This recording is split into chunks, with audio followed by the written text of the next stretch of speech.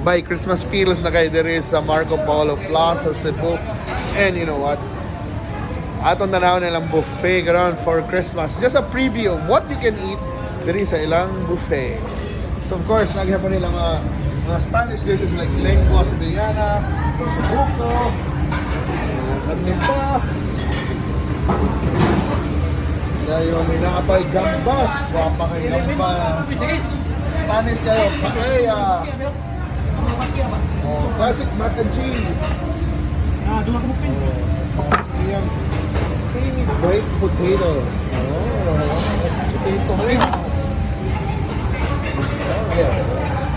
Oh, yan. Kung kag seafood ba? Na old bay, seafood boil. Oh, Nakatungos sa itong clams, mussels, crabs. And of course, diritos ilang pinaka-awesome na carving station by roast beef chop. Wapo kayo. Then chicken relleno, Christmas yun kayo, chicken relleno. Of course, turkey.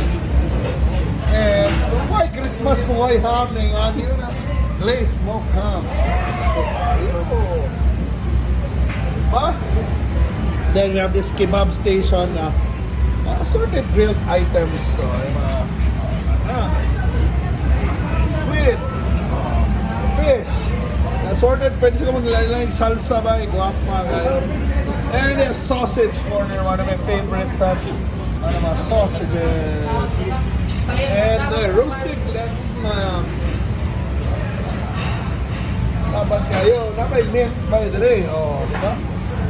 Then over here, mga insik, go ahead, sir. Mga insik na tayo, mga roasts, dumpling, mga dim sum, kanta, and of course, kami mga crawfish minced duck, kanilang tempura, diba? Hindi kini.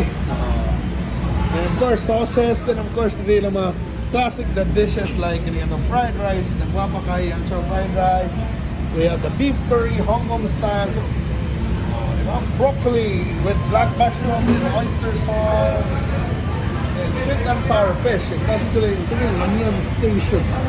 Now you can make your own noodles, Szechuan, laksa, satay, or chicken soup. So for our DIY na later ato na.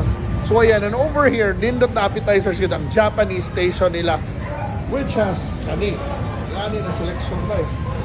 Although na mga prosciutto din. Mayroong Japanese station eh. Pero of course, mga prosciutto, salads.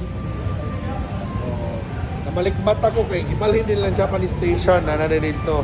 Pero of course, mga chickpea salad, Mediterranean, ang fruit salad, o macaroni salad, ang Christmas salad. And of course, ilang Japanese station na mga magsugod din eh. Hantod pa dire. Mga niabot na dire. Hantod sa assorted rolls, sa mga nigiri, mga sashimi, sushi, tapos mga poke bowls. Diba?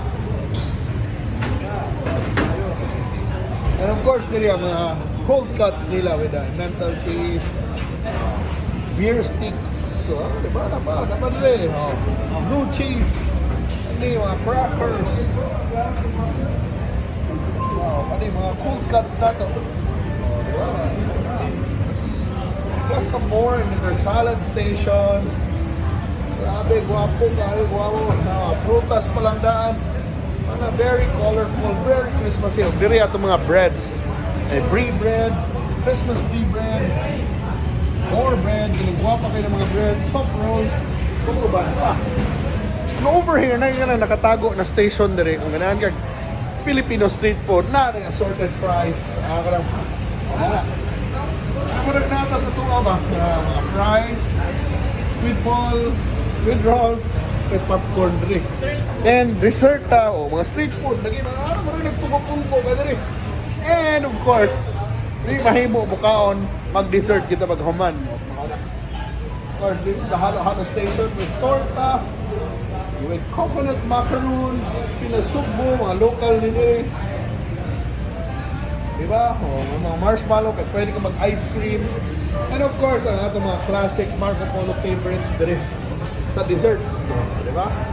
From the brownies to the creme de mint macaroons. Best Newman, yun nga. Guwapa kayo, eclairs. They even have burnt cheesecake pie. Banoffee pie. Halaka. Grabe, grabe, grabe. So that's a preview of what you can eat here para sa ilang dinner buffet, especially during the Christmas season. Karon maato na ko dito kay mag tree lighting na, but I'm pretty excited sa among dinner by. O nga, mag-dinner niya ta dire sa Marco Polo. Oh, na mga Santa Claus, na great na ninyo.